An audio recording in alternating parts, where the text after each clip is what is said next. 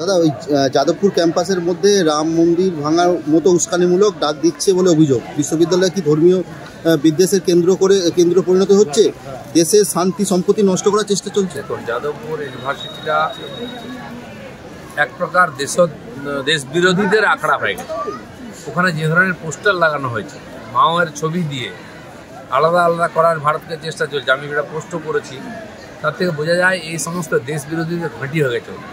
এই জন্য আজকে টিএমসির নেতারা বাইরে থেকে বড় বড় ডায়লগ দিচ্ছেন, কেন ওখানে পুলিশ প্রশাসন গিয়ে এই সমস্ত যারা উৎপাত করছে তাদেরকে ব্যবস্থা দিচ্ছেন, আইনের আড়ালে নিয়ে আসছে না আইনের সামনে। এটা না করতে পারলে যাদবপুরের মতো একটা ঐতিহ্যশালী প্রতিষ্ঠান নষ্ট হয়ে যাবে। সেটাই আমাদের চিন্তার বিষয়। রাজনীতি করুন সবাই, আর তারপরে মন্ত্রী গেলে মন্ত্রীকে ঘেরাও করা, মারা, রাজ্যপালকে, কেন্দ্রীয় মন্ত্রীকে আক্রমণ করা, এটা কী ধরনের ইনস্টিটিউট, কী ধরনের ছাত্র তারা, যারা গায়ে হাত তুলে মন্ত্রী, তারপরে নাটক করছে, গাড়ির নিচে বসে কি চাপা দিয়ে দিচ্ছে, তোকে গাড়ির তলায় যেতে কে বলেছে? এই ধরনের যারা উদ্বৃত্ত, এই ধরনের যারা দুষ্টতাকারী, তাদেরকে শিক্ষা ব্যবস্থা থেকে আলাদা করতে হবে। কিছু লোকের জন্য ইউনিভার্সিটি বদনাম হচ্ছে, পশ্চিমবঙ্গ বদনাম হচ্ছে। জেলায় জেলায় এবং বাংলাতেও মন্দির ভাঙা হচ্ছে, হিন্দুরা আক্রান্ত হচ্ছে অভিযোগ করছে খুব বিরোধী দলনেতা। ভোট রাজনীতি করতে সাম্প্রদায়িক তাস খেলছে তৃণমূল, তোষণের মাসুল গুনছে কি নিরীহ ভোটাররা? বাংলাকে প্রথম থেকে বলে আসছি আমি যে পশ্চিমবঙ্গকে পশ্চিম বাংলাদেশ তৈরি করার চক্রান্ত মমতা ব্যানার্জি করছেন।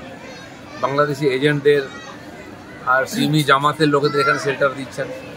এখন তো ওখানে যারা আন্দোলন করছে তারাও ঢুকে পড়ছে এখানে। রোহিঙ্গা অনুপ্রবেশকারীরা আগের থেকে আছে, এরাই দাপিয়ে বেড়াচ্ছে, জায়গায় জায়গায় জমি জায়গা দখল করে জোর করে বসে যাচ্ছে। আর হিন্দু তীর্থস্থান মন্দিরকে অপবিত্র করা হচ্ছে, ভাঙা হচ্ছে। দুর্গা পুজো, কালী পুজো, সরস্বতী পুজোতে মূর্তি ভাঙা হয়েছে। এটা অতি সাধারণ ঘটনা হয়ে গেছে। মানে পশ্চিম বাংলাদেশ বানানোর পুরো প্ল্যান সেটা এখন বাস্তবায়িত করা হচ্ছে। হুজুরে ভোটার নিয়ে গোটা বাংলা সহ সংসদে সরব হয়েছে তৃণমূল, অথচ দিল্লি নির্বাচন কমিশনের কাছে যাচ্ছে তৃণমূল। বাংলায় যে তৃণমূলের নাম উঠে আসছে বিভিন্ন ভোটার তালিকায়, একে তৃণমূলের কি আইওয়াস করার চেষ্টা হচ্ছে? তৃণমূল জেনে গেছে যেভাবে ইলেকশন কমিশন এবং ভারতীয় জনতা পার্টি এখানে লেগেছে ভুয়ো ভোটারদের বাদ দেওয়ার জন্য, আমরা কমপ্লেন করছি বুথ থেকে। তো ছাঁটাই হয়ে গেলে লক্ষ লক্ষ 40-50 লক্ষ ফলস ভোটার চলে গেলে ওরা জিততে পারবে না।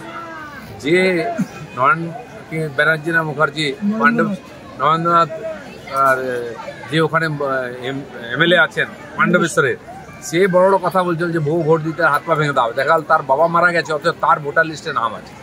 তো এগুলো বোঝাই যাচ্ছে চালাকি করে আমাদের বিভ্রান্ত করার চেষ্টা চলছে, এবং আরও 5-6 হাজার ভোটার প্রত্যেক বিধানসভায় ফলস ভোটার তোলা হবে, সে চক্রান্ত চলছে। আমাদের ভিডিও ভালো লাগলে লাইক এবং শেয়ার করুন। কমেন্ট সেকশনে গিয়ে জানান আপনাদের মতামত। আরও ভিডিও পেতে আমাদের চ্যানেল সাবস্ক্রাইব করুন এবং প্রতি মুহূর্তে খবরের আপডেট পেতে প্রেস করুন বেল আইকন।